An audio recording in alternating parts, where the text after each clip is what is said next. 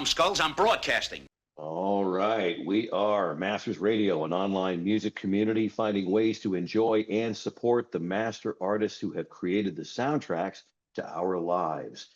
We can show the musicians that are on our platform will benefit from increased exposure, engagement, healthcare, and other benefits, fundraising, and growth opportunities that empower them to thrive. We're continuing in our Canadian Support Month. We had Rain Maida a week or so ago on, and today we have Harry Hess of Harem Scarem and his own business, mastering music for a bunch of artists, mostly Canadian, it looks like. But we'll get into that a little bit more. Harry, welcome to the Masters Radio family. Thank you. Pleasure to be here. Great. So Chasing Euphoria, the latest record. We're playing a couple songs from it, the title track, of course, and Reliving History.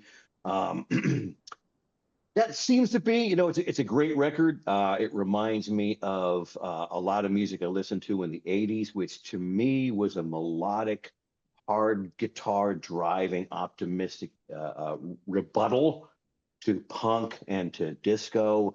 And I honestly think we're in some times now where we need that again. It sounds like there's a lot of hope in that record. What were you personally chasing, and where does it land emotionally by the time you cut this record? Yeah, I think you're right. We are a product of our influences and the time that we came up. When I was just, experimenting with songwriting and production, it happened to be when Def Leppard, Hysteria, and, Pyromania and all that, the big Whitesnake record, the Bon Jovi, Slippery When Wet record. So I've got to admit, it just influenced us heavily at that time while we were just starting to learn how to write and record. You're listening to even what's on the radio at that time, and that was mainstream radio. So it's not even like it was like some weird underground thing that we were trying to chase or whatever. Like we're literally doing what we're hearing on the radio. So in that sense, it felt like pop music, but we thought we were more rock and metal guys than maybe we really were, because at the same time, being around maybe 13, 14 years old, I was into Judas Priest and Iron Maiden and all that stuff. But, when it came down to writing and being true to, what my voice sounded like and just my basic instincts as far as writing melodies and stuff, you hit the nail on the head. It is exactly that. It's a little bit more melodic, a little bit more hopeful lyrically. And the combination of those two things coming together for me personally, and then also just Pete Lesbron's guitar influence, our writing styles coming together and growing over the years, and doing it for 35 plus years. We kind of came back and wanted to hit this record in the middle of our first and second record. So the first one was very melodic and just pretty straight up musically. Second one got a little bit darker and more intricate musically. So we just kind of want to go straight up the middle on this one with regards to direction. And I think we did that. Can you point to a moment? I was going to get to how you and Pete craft your songs together. Can you get to a moment where it seemed obvious you're right where you need to be? Well, I mean, it's a moving target. Like everything is kind of in the moment when you're writing. And if I'm being honest, a good idea is a good idea. And so when we even go through the ideas that we want to pursue, we never overwrite for a record. And you'll probably hear this from a lot of writers that, oh, we wrote 40 songs. It's like, well, we didn't, so we kind of just gravitate towards the ideas that we think are going to be good. And then we kind of get there somehow with the ideas that we feel are worth pursuing. So in a weird way, it's just we're in our own little vacuum in that moment when we're doing what we're doing, and there's no rhyme or reason to it other than being conscious of our influences when we're talking about it in retrospect. But in the moment, like we just think we're regular songwriters writing songs, So I don't know if that answers the question properly, but it's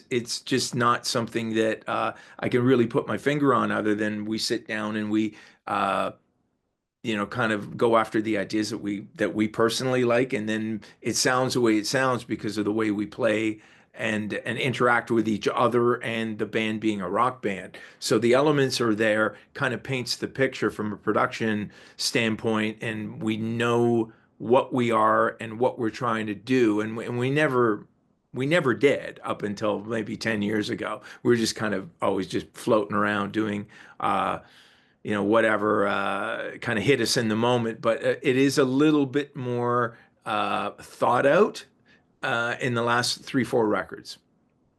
You clearly hear the difference between where Mood Swings was and the last three records that that really has shown up that you guys are. And I'm kind of surprised because I would have thought that there's been ideas, and we have a number of people on the show who, for example, we had Styx on there, and some of the songs on their new record are 20 years old. The ideas that they first put Right. together Yeah. just never made it onto a record. I spoke Yeah. with Lou Graham last week. He put 4 songs that were on Foreigner 4. What is that, a 30-year-old record that they just Easy. brought Yeah. back? They 40. never had Yeah. the opportunity. So it's kind of Yeah. cool to hear. I'm sure that happened with you, but the idea of you walking into a room and saying, okay, and I think I heard another interview saying, but it's tough with a blank slate. But the idea of walking into a room and saying, we're Yeah. going to cut 10 songs today, let's start writing them. Yeah. I would have Yeah. thought, they're already in the bag, and you're just, now's the time to get them out there. I mean, it sounds like you do Well, both.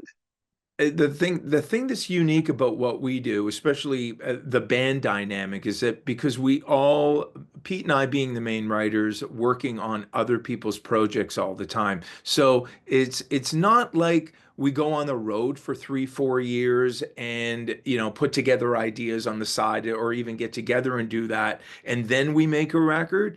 It's like we're literally 100% disengaged from Harem Scarem when we're not doing Harem Scarem. So there's no real opportunity to sit down and write songs for Harem Scarem. And I mean that in a way, like I'll I'll get involved with a band doing production work, or even if I'm writing for that project. And it's not like, there's extra songs left over that are now going to be Harem Scarem songs, because what are the odds of that being a Harem Scarem song with another band and other writers? And it just doesn't work that way. So our unique situation is that we're so involved in other people's projects that it kind of takes precedence in the moment, and then we have to refocus, sit down, and look at the job ahead. And we're 99% starting from scratch. There might be a guitar riff or something that we go, oh, we never did anything with this, and let's revisit it.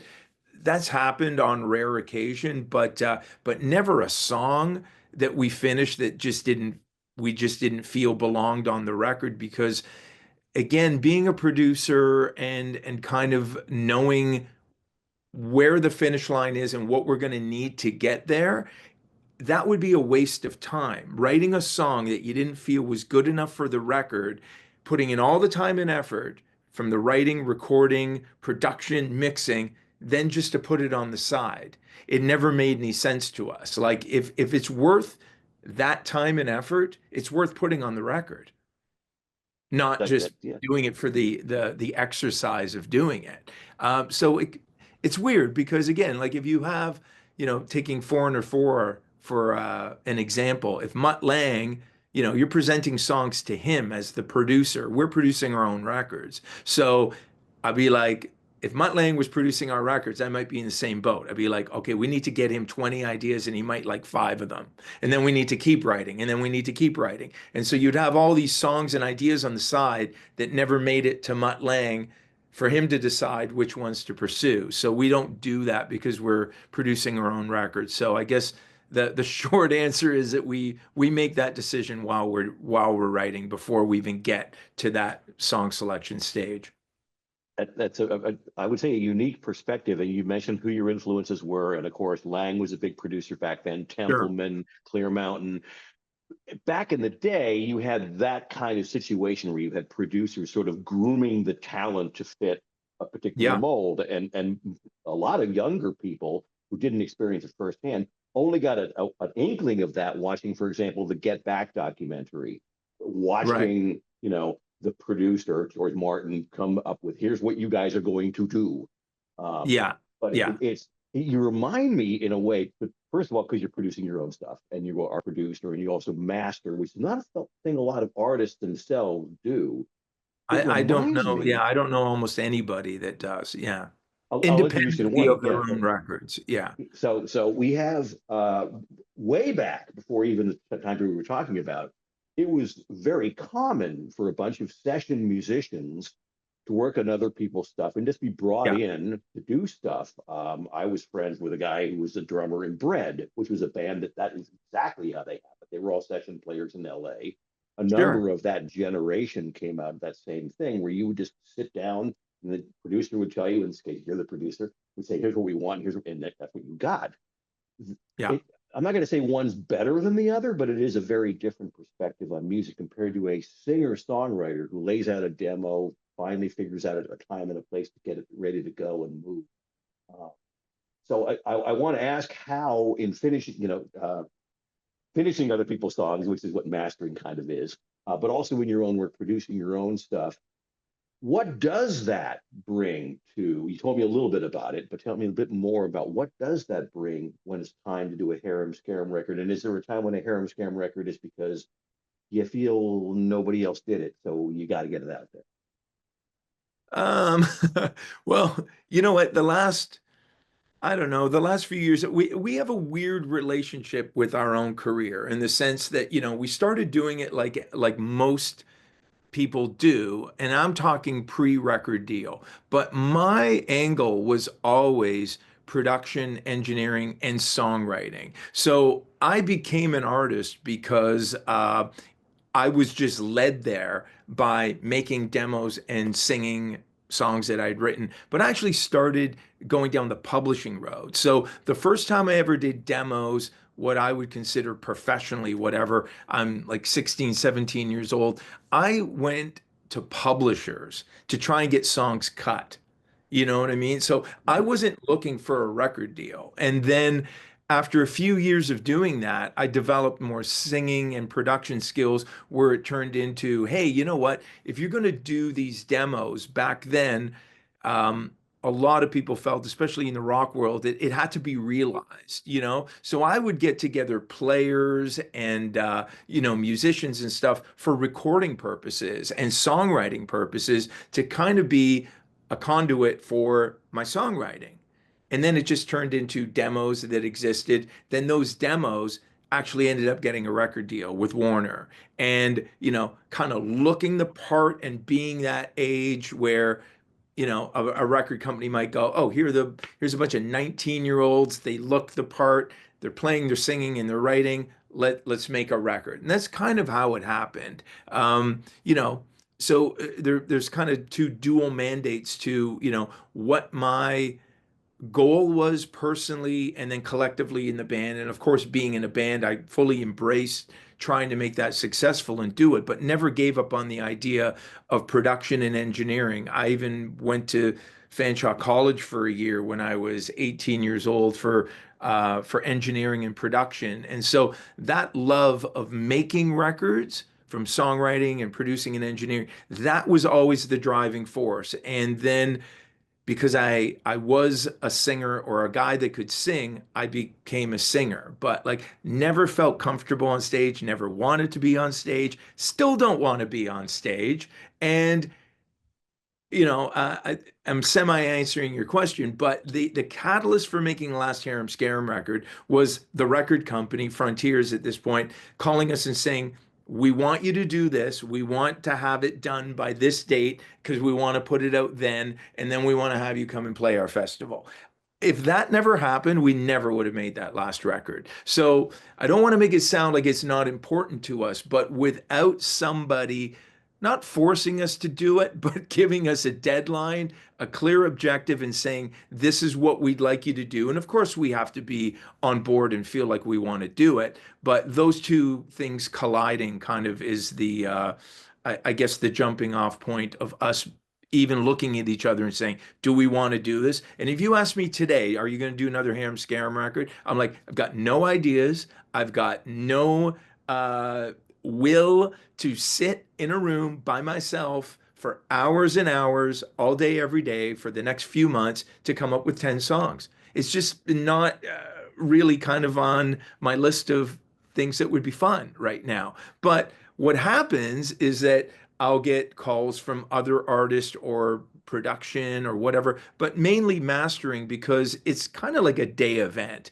two at the most, if I'm doing revisions. So that is endless because it comes from around the world. It comes from, either musicians, producers, engineers, mixers that I've met over 35 plus years of being in the music business, music industry people, meaning labels, um, and just music entities or whatever that might have an audio component to whatever their business is. So all that being said, that 100% fills up my day. I have a list now. I'm working on 17 projects at the moment. Some of them are just singles, some of them are full. Like I just finished a Frank Sinatra box set mastering, which was a highlight of my life and career as a mastering guy, like just being able to work on such an iconic artist record. But that was a 7 album box set. So you can just imagine the time and effort that would go into that. And then to think that, after a long day of doing that from an audio side, then I'm going to sit there and go, all right, now let's write a song. Like the novelty of songwriting and recording for me as an artist is just, it's worn off, but I'll do it. And if I do it, obviously I'm going to put in 100% effort. But just to give you some perspective on what I'm thinking about when I'm doing it. So right now, if I'm being honest, it's just lazy and easy for me to take other people's work and work on it as opposed to creating the work and having to do it all. That's a good and honest answer. And again, it shows a Yeah. different perspective of the business from the impassioned singer-songwriter who is pretty much putting this stuff out there out of desperation because he doesn't do anything else well.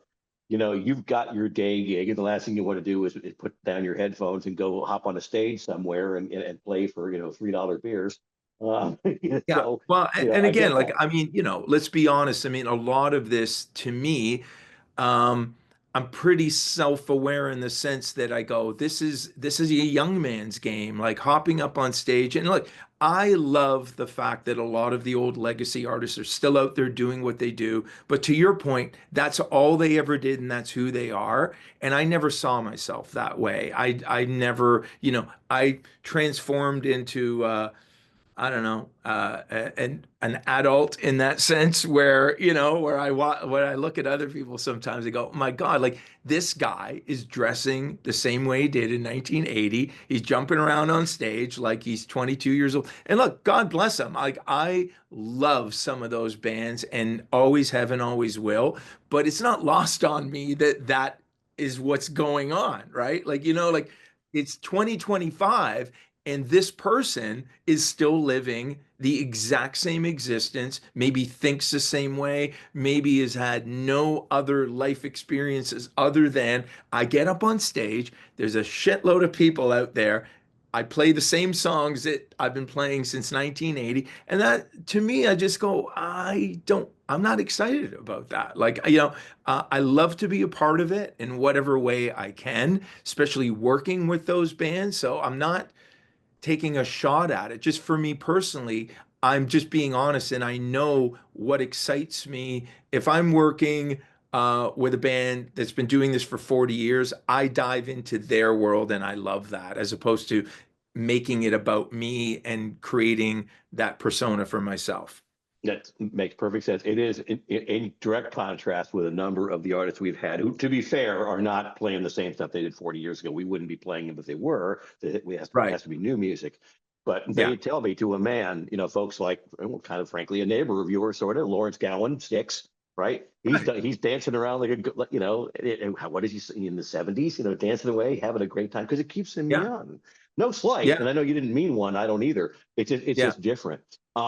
You've Yeah. mentioned some of the artists you work with, and Frank Sinatra being one of them. One of the things that our fans may not know a lot about it. What the hell is mastering? What is it that you do for Yeah, I an mean, artist? mastering in the most basic sense is taking the final mix and getting it ready for mass consumption, which is like in this day and age, well, backtracking a little bit, if you were putting out a record in let's say 2001, it was primarily CD, right? They had abandoned the vinyl, thing. It was all for CD. And then the only other consideration would be how's this going to sound on the radio? So rarely, like major labels would be concerned about, CD and then say, hey, maybe remaster a couple songs that are specific for radio singles, which would just have maybe a different EQ, just a different approach to it, that it really jumps out at radio. And then fast forward to today, if I get in a project, I'm doing a CD master still. I'm doing digital streaming masters, which kind of aren't as loud as the CD master because that can be counterproductive with regards to overdoing volume and limiting for streaming because there's loudness penalties and loudness algorithms that will make loud stuff quieter because they're just trying to even out the landscape. So when you go to Spotify and you play a song from 1970 and then play one from 2025, that there isn't this giant volume and sound discrepancy. So that's, for the end listener to enjoy the experience a little bit more. So I'm doing streaming masters, CD, definitely doing vinyl masters for everything, which is an absolutely completely different process and volume target, lack of digital limiting in a good way. So there's way more dynamics in what I'm delivering to be going to a vinyl cutter to cut, vinyl masters. And did I leave one out? So CD, streaming, vinyl, and that's usually it, and then just the straight up digital masters that will go, yeah, they're sometimes the same as the streaming masters. So sometimes, I'm doing three versions of the same mix, and then I'm getting that ready to go out into production. So I'll have a folder and I'll say masters for streaming, masters for vinyl, masters for CD, right? And that'll go to the client. So as much as I'm willing to admit, like mastering is probably the least important stage it's ever been in the sense that a lot of mix engineers can get mixes to sound so finished that they almost don't need mastering. That's how technology has moved forward to the point where someone that's been doing audio for 25, 30 years, which is typically a great mixer, understands every element of what needs to be done, they can get these things sounding so finished that you almost go, I don't need to do anything, other than be aware of what formats that you're putting these things out to. And then other people that, are mixing in not so perfect listening environments, they need to know, hey, my bottom end is completely off, the top end is way too bright, or it's really dull. So those are the kinds of decisions that I'm making when I'm doing what I'm doing. I'm just kind of listening in a great listening environment with top-notch gear and just kind of experience of knowing how music kind of is going to translate or should sound. And again, totally subjective, my opinion, but over years and years of doing it and records that come out, they either get played on the radio or they're on Spotify. People hear them and they go, well, he maybe has a clue about how this should, how this should land in the real world. So it can kind of hit the listener and not, catch anyone's ears like, oh, that's really crappy sounding or whatever, So, but 99% of it's baked into the mix and the recording. So it's a little bit of a weird art where unless you've watched someone do it or understood or being a part of the process, it's a little bit like, I'm not really sure what this is. And I've dealt with record company people that still don't know what I'm doing, but they know that I need to do something. So they give it to me to do. And to be honest, sometimes I'm just doing a transfer. I'm like, well, it sounds great. I'll maybe do a little, dip here at 5K or tuck in a bit of bottom or add some bottom, and that's it. But that's the decision that I'm making, and that's what they're entrusting me to do. And then lastly is what's happened now in the last few years is a process called destemming, which is what I did on the Frank Sinatra and a few other projects that I did, where I'm separating the individual elements of a stereo recording. So with the Frank, I mean, I literally had Frank Sinatra's vocal from old recordings from the 1940s of him singing live with an orchestra. And I was able to extract Frank Sinatra's vocal from the orchestra. So I have the orchestra, I have Frank's vocal, and now I can reprocess it and rebalance it. So Imagine someone singing live with an orchestra, which is absolutely phenomenal. In 70 songs that I mastered, there were maybe like two notes that were maybe a little sharper. Like other than that, it's perfect. But volume, just moving in and out of the mic, just proximity from standing closer or backing up a bit, or the orchestra crescendoing, getting really loud and drowning them out. I was able to rebalance those moments. And so you can now create the best listening um, outcome for somebody, or for a not perfect recording. So I spend a lot of time doing that as well on old live recordings where bands might have thought, oh, we could never put this out because it's like super dry or the balances are weird. Now I can reprocess individual elements, I can rebalance individual elements now and then master it. And so that combo of all those things kind of takes something that was not usable before, and now we've got a viable product that we can put out that super fans might want to hear a recording from 1960 or 1970 from this band that they love. So I'm absolutely loving doing that, because again, you're going into the archives of these hopefully iconic artists and letting the world hear material that they never heard before because the artist was saying, no way anyone's ever going to hear this.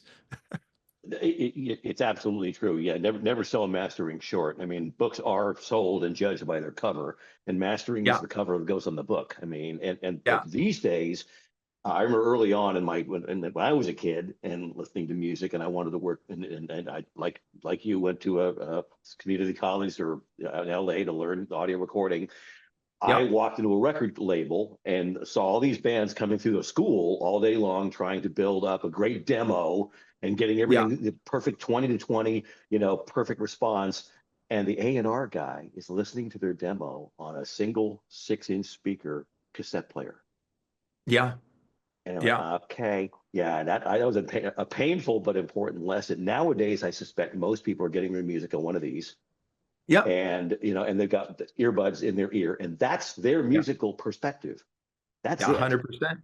Hmm. And then you said that's probably 80% of them. The 20% of people listening to music are going out and getting the vinyl because they want that warm sound and they Yeah, want that dynamic range that is getting on Spotify and yeah, they're not even hearing it. yeah. And so it is, there's no question. What you do is an art to be able to find music that fits both of those camps. Yeah. And I'll even add to that and say like the mastering process is genre specific in that sense where to your point like I'm not going to slam a Frank Sinatra album. You know what I mean? I'm not going to, brick wall limit for anyone that doesn't know what that is. It's just literally making it as loud as possible using a digital limiter to raise, the quiet parts are louder and the louder parts are quieter, or they're brick walled in the sense that there's a limit to it. And what happens with the audio, it kind of turns into this audio sausage, we lovingly refer to it as, and it just kills the dynamics. So if I'm doing a vinyl version of a Frank Sinatra live with an orchestra, I'm going to leave all that dynamics. And you're going to hear, the noise floor is going to be loud. You're going to hear people talking even in the background, but that's kind of what's cool about it. And then specific to that, you're going to put yourself in the position of who would want to buy this and why would they love it or dislike it. So I'm going to guess that a Frank Sinatra fan would love to hear the crackling, maybe people talking, rather than get rid of all that shit and just limit it to death and try to make it sound like a modern 2025 recording. So you can use the tools that are available today, but be very mindful, and don't create blasphemy here with regards to over processing it or anything like that. The person that gave me the Frank Sinatra audio, they were a little bit hesitant when I said, I'm going to destem it. And I'm going to, oh, wait a minute. What are you going to do? I said, let me do one song and send it back to you. And I was very, very, yeah, how would you say? Like, I was just being respectful to what it was. And I'm not going to do anything weird to Frank's voice. I'm not going to do anything. But man, when you hear the difference between cleaning up the audio, rebalancing it, and mastering it conservatively, just so you can take advantage of all the tools that are available today, it was night and day, the difference. And they were very happy and thankful that I did it. But, that doesn't mean use everything and overdo it and try and make it sound like a Taylor Swift record. And I do lots of pop mastering where I'm just killing it. It's so loud. I am, I'm afraid of like what's going to happen with this thing when it's on the radio, or someone even gets it on a shitty D to A converter that can't even decipher what these zeros and ones mean. It's crushed to death.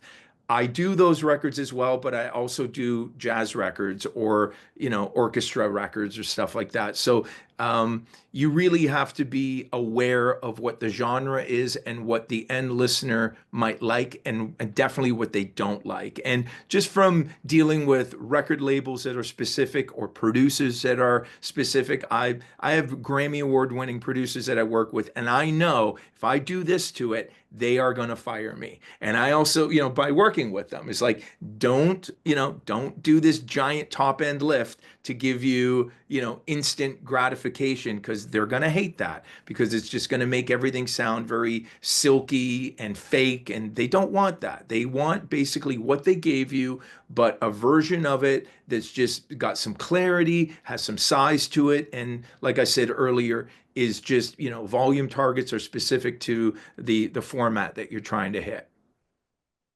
You did great. I was going to try to explain to you what a brick wall limiter was by saying the song you wrote on Suno, listen to that. But yeah, you covered it very well. Yeah. So getting into some of these tools that are available to destem and some of the other things that are now making their way into the consumer community, right? I mean, Suno, we mentioned one. Are there technology tools that are helping you do the thing that you do, and that you were optimistic about the role of, say, AI in music? Yeah, I mean that would be the first one. I mean, I've been going down that rabbit hole for a couple years now, and even playing with the joke songwriting thing. So I'll write songs for my friends, to my friends, and write little lyrics that are specific to their life and send it to them. And yeah, great use of my time. Yeah, absolute. Uh, but it's just funny to see what this can do, and I'm curious myself whether the two worlds will ever cross over and be useful to somebody that could have done it on their own, but now they've decided to do it this way. And technology has been creeping up, and now it's kind of exploding in the sense that, if you know what a plugin is on a digital workstation, you'll know that I have a list of plugins that, if I get from something called Plugin Alliance. I mean, there's probably like 1,000 plugins. I don't know what 99% of them do, and I don't have the time to go through them all and figure out what they sound like, what they'll do. And if you're working, you typically don't have time to do those things. So I've worked with, legendary mastering engineers from a mixer perspective, where they're running Pro Tools from, like literally like 20-year-old Pro Tools rigs on versions that I know sonically don't even sound good. And I'll say, there's a new version of Pro Tools that sounds like this audio engine, like, is so outdated. And then you'll be like, this works. It's great. And this guy is one of the biggest mastering engineers in the world. And I just took that as, if it's not broke, don't fix it. And he has tools that he's been using for X amount of years, and it's not part of, cutting edge technology, but he's able to use those tools better than anything that I could do with new cutting edge technology. So it's something to consider, in the sense that knowing your tools and how to use them and experience is super important. And then it's also important, I think, to be aware of new tools and how you can integrate those into your mindset and how you work.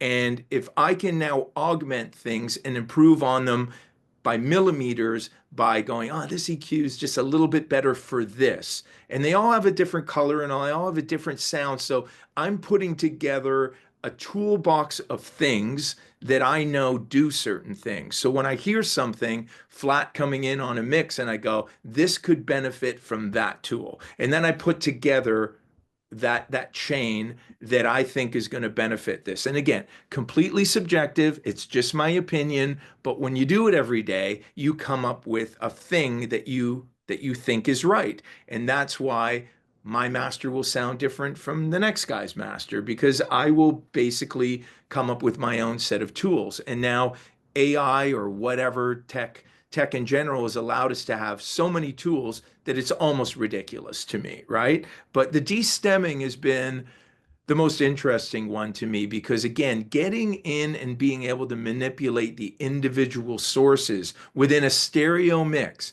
that is huge because a lot of these old records, again, I've spent so much time doing remasters over the years, all the way from 60s records, 70s records for Warner, whereas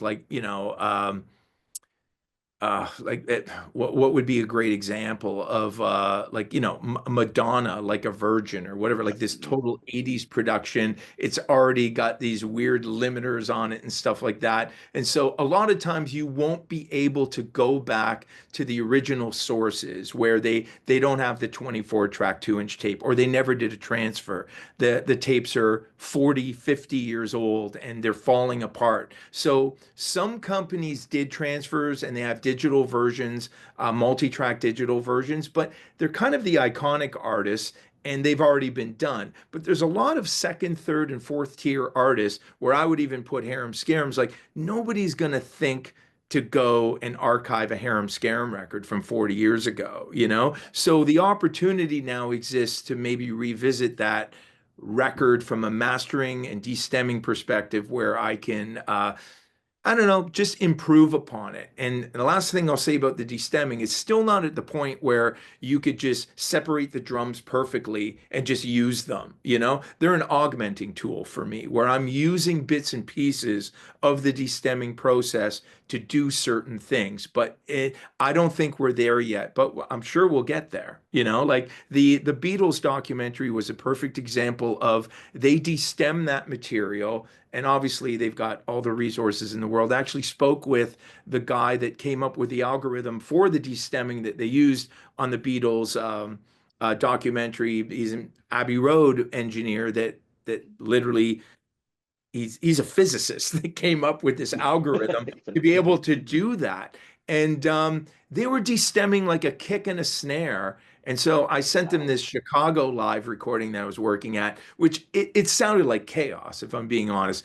And he was like, "Oh, do you want a separate stem from the kick and the snare from this?" And I'm like, "You can do that? You can Yeah. give me like a kick drum from a live recording of this chaotic sounding mess?" And he's like, "Yeah." And he did, and like Front it's and back dropping out head in too, parts. Harry. Yeah. Yeah, like Front it's and the back dropping out head. in parts and it's phasing and it's weird, but just that we're there now with that technology, I can only guess that 3 to 5 years from now, we'll be able to do that. And I've heard vocalists, like AI vocalists on demos. There's a lot of songwriters that don't sing, and now they're using AI vocalists to write their demos or their songs. I heard one the other day. I said, "Who's that singing?" He said, "Oh, that's not a real person." I couldn't tell. It was that good. It was amazing, actually. I'm like, fuck, Yeah. So it's the wild, wild west. It is. At the same time, there's some, people are concerned about whenever say it's the wild, wild west. It sounds like it's a bad thing. Yeah, But there's a lot of artists that are using it. One of the things we talked about was the multiple means of delivery that you have. There's obviously streaming for things like the various streaming services, ours included. There's the albums themselves. There may still be some CDs being pressed out there. Who knows? And then, of course, there's streaming for video. All of that fan engagement, though, is getting diminishingly small in terms of returns to the artist. And one of the things yeah, we're trying to address. So an opportunity I see in this is some different fan engagement. I'd like to ask folks in your position. We would think that we'd like to offer fans of, say, Harem Scarem, to who love this stuff, would love to see a new record coming out. In our earlier conversation led to me thinking that may or may not happen. Um, but they'd write a song, they pattern after you guys, they would come up with their own lyrics, they come up with that AI singing voice, etc. And they would love to have it finished off by the bands. And we think that's such a big hit. We're making a yeah, game out of it, a battle of bands, as it were, amongst our fans that come up with a collective soul song or a Harem Scarem song or a Stick yeah. or a Three Dog Night song. We go back that far. and say, okay, we think this is the best one. Original artist, what do you think? And would you be willing to participate in that sort of thing where the fans and you collaborate on a musical journey together and come up with something that I think might be really cool? Yeah. Did you talk to Rain Maida about like some of the things that he was doing in that world, in that space? A Absolutely. company that we both work with is Sing, and Hmm. early on, I mean, I spoke with Rain maybe well during COVID when they were building out this idea. And then he went down the rabbit hole with that whole destemming process. And I think specific to what you're talking about, they did something like that where there was some sort of fan engagement with stems and they could break down all these tracks and do stuff with it. And so um, a lot of people are thinking about it. It's just weird because you know what? Like for me right now, when I'm dealing with companies and we're putting together projects that are specific to hardcore fans that might like band X, it's just that the intersection with those people being aware of technology and wanting to interact with it and then also be a super fan of this band, that's where the numbers are few, right? So they're either a super fan, not either. They are a super fan because they love the band and the music. Now you have to try to engage them in some sort of tech thing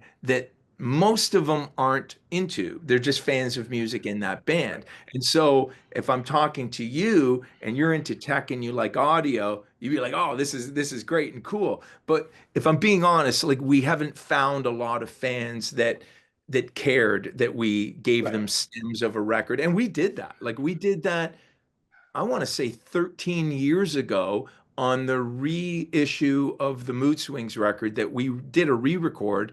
We put three songs on there, and we gave them stems on the CD as a separate folder, wave files. Here are the drums, here are the guitars, here's the bass, here's the vocals. Go play with it, kind of thing.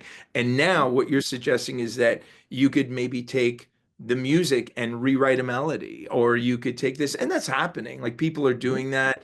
I don't think that's any different than, what's been happening in a lot of genres where they're using samples or they're using beats and they're music foundations to then build on and then extrapolate whatever it is that they're trying to do based on that. But the AI thing becomes weird with destemming because you're referencing someone else's material and are they being compensated? Are they being credited?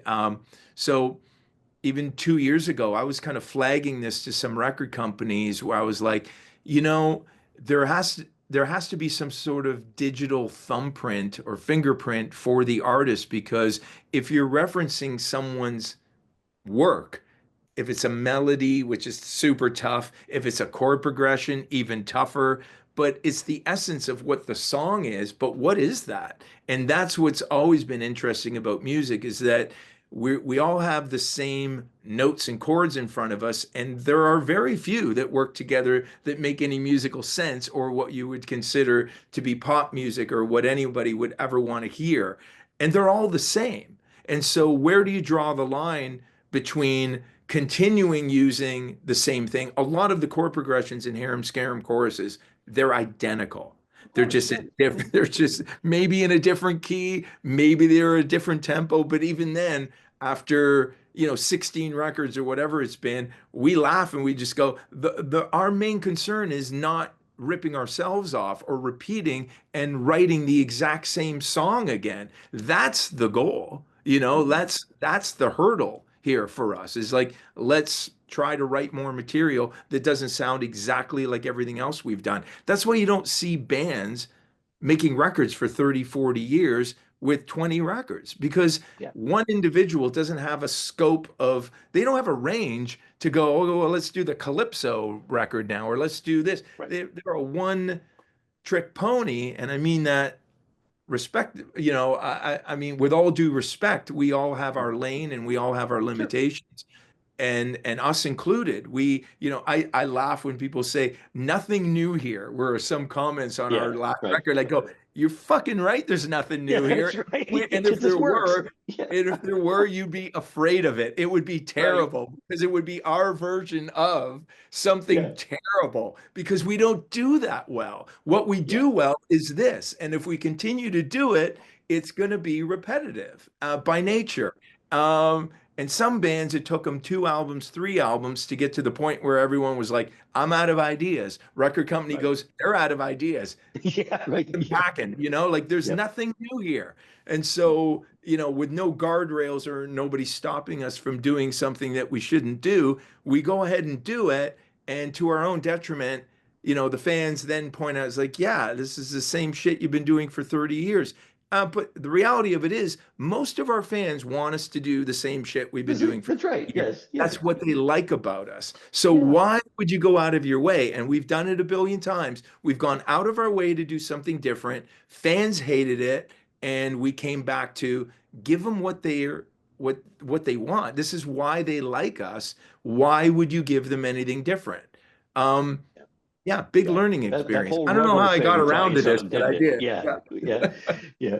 But I think the thing that will make it work, and you're right, there needs to be a middleman, and we hope it'll be us between the super fan and the person who actually knows how to leverage the technology the right way. I think what helps is actual engagement. When you're dealing with Yeah. the stems or a sample, that artist contribution is over. All right. And he's on to something else. But meanwhile, he Yeah. deserves to be compensated for his name, image, likeness, whatever is built into that song. By the way, we have a partner at Masters Radio who has the patent on wrapping streaming technology, streaming media in a NFT so that you can put rules on, hey, this song can only be played from these IP addresses, that kind of thing. Yeah. So Yeah. that's going to be more and more important as we do this. But it's more about getting people to not push away from AI. It's here to stay. And, folks that Yeah. are very respected in the business are using it every day, just like you said. Um, but getting the fans engaged with the artist in a new way so that they are together working on it. Not in real time, obviously. You're not going to be sitting down together working on it. Maybe that could happen too. But the idea Yeah. is you send out a file, they send back a file, etc. That sort of thing keeps them going. And I did speak with Rain about Sting. And Sting went away. It didn't really happen. It's probably a little bit too early. But we're staying in touch with him about kicking our plan to do that very thing with him, because I do Yeah. think it's going to be useful for people to tell you what they want in an upcoming album, and particularly in your role to produce and finish off work that's going to be, the bar is going to be falling, right? If we let too many people so easily get out there and put out music, the quality of what a Mutt Lang could do, what a Ted Templeman could Yeah. do, et cetera, it isn't going to be there unless people like you can say, okay, now you want to make this thing into an album, an LP album, or you want to make it on a stream. You need to finish it off with mastering. So I think that this could be an excellent entree for you. Yeah, look, there's so much there. I mean, and there's so many talented people that never get the opportunity to express their ideas or um, even collaborate, And I mean, what we're really doing when we're collaborating anyway is just somebody that's got some sort of reputation, or so we've heard somewhere, within the industry, or friends or peers doing music. Oh, this guy's really good. You should work with them, or whatever. And so that collaboration has never been easier with technology. I mean, I've worked on records and made records even as an artist with people that I've never met. And that's been going on for like 20 years now. Like that's not new, like I would never been in a room with anybody. I don't think that I made these first Signal records with, which is just a side project that I've done for Frontiers where I'm the singer. I've never met any of those people. Never met the songwriters, never met the musicians, never met the quote unquote band members of this band that I'm apparently in. Yep. So these projects exist and they're kind of cool. And I like to just say, hey, that's what this is, as long as you're up above board about it. You're not trying to sell it as something that it's not. If you like this style of music and you want to hear more of it, here's something we created. So it's really cool. And it wouldn't exist otherwise. Like if we had to be in the same city, in a studio, the expenses of that and the time and effort to go into it, somebody would have said this isn't doable. Yeah. So on one hand, we're creating content that never would have existed otherwise, but at the same time, we've opened the door to create content that maybe shouldn't be created That's right. because there's no There's no guardrails. There's no border to entry in the sense that, say what you want about the gatekeepers, but they were gatekeepers, and it just limited the amount of stuff being thrown at you every day. And although it probably kept a lot of talented people out of the arena, it it's a tough one because most people agree that if you're really good, you will find a way. Someone will notice and someone will take notice and embrace what you're doing and help you. And that was probably the way it was all the way up until, the early 90s kind of thing, maybe even mid 90s, late 2000s. In my studio, we were still doing, you know, new bands that a label had found and we'll see what happens kind of thing. Yeah, like well into the 2000s. And, even weird connection with Rain in the studios that I ended up buying the recording studio that Our Lady Peace did their first couple of records in. Oh, And so I had that studio for 25 years. I sold it during COVID, but one of my other lives was being a studio owner. And not only did I use that studio to make all the Harem Scarem records, it was a commercial recording studio where anyone and everyone could come. So I had a bunch of friends that were producers and engineers that would bring in projects, and that's where so many of these great records came out of that studio. Most of them I had nothing to do with. I was just the studio owner, and so I can say that. But to that point, it was label finding an artist or band saying, we're going to spend some money, we're going to put them in the studio with this engineer, this producer, or get them together with these songwriters, and we're going to see what happens. And that's how all this came about before. But now, I think what you're saying is that the world is open to anybody interacting with anybody if they can make the connection. And then, from a content standpoint, you can start with anything. You can start with the Harem Scarem drum track if you want, I guess, or whatever. So it's crazy to think about the possibilities. But if you're creative and you want to create, man, like it's a ripe landscape of there's a million directions you can go in. there absolutely is, and we have a big supporter of the station, Will Turpin. I don't know if you know him from Collective Soul. He Okay. owns Yeah. Reel to Reel in Atlanta. His dad started it, but he owns it now, and he was studio owner still, and supports a lot of Atlanta area musicians. Other bands come in there. Kansas did their last album there. Interesting enough, the last Collective Soul album wasn't recorded there, but they make a big deal of it being recorded at Elvis's place in Palm Beach in their documentary. Sure. But yeah, he sees the same thing. He sees these young artists coming up. It's a little different world than what it used to be, and we think communities like ours can help bridge what could be bridged as useful. Some things probably shouldn't be, as you said, but we do think that this is going to be a coming thing, and we really want to find those folks who would be interested in supporting it. Well, I was going to ask you what's next, but you've told me you're a very busy guy with the projects that you've got in terms of mastering stuff. Doesn't sound like there's going to be any sort of tour to support Chasing Euphoria. Is there any sort of plan to do some We shows? we actually did a bunch of dates. The album came out April 25th. Right. We started playing, I think it was on the 18th or 19th of April. We did about 10 countries in Europe at the end of April and beginning of May. And since I've come back, I've just been working on other people's records. So that is probably it as far as the tour goes. We were contemplating going to Japan. Japan's still our biggest territory in the world. Maybe that'll happen at the end of the year or beginning of next year. But right now, no playing plans at the moment. So yeah, that was kind of that run for now. Okay, very good. It's which is speaking of Chasing Euphoria, it is the latest, as you heard, it just came out April of this year. We're playing some songs on Masters Radio for it. Um, we have been speaking with Harry Hess of Harem Scarem. That's the music that we're playing now, but also he is a mastering genius. He's been doing it for a long enough time that we can call him that. Getting enough of the gray there that's not a name Yeah. that we can use. Work with all sorts of Canadian bands, some of which we mentioned here, and many others. Do check out what it is he's doing. And Harry, thank you so much for spending some time with us here at Masters Radio. Thank you. Thank you. Appreciate your time as well.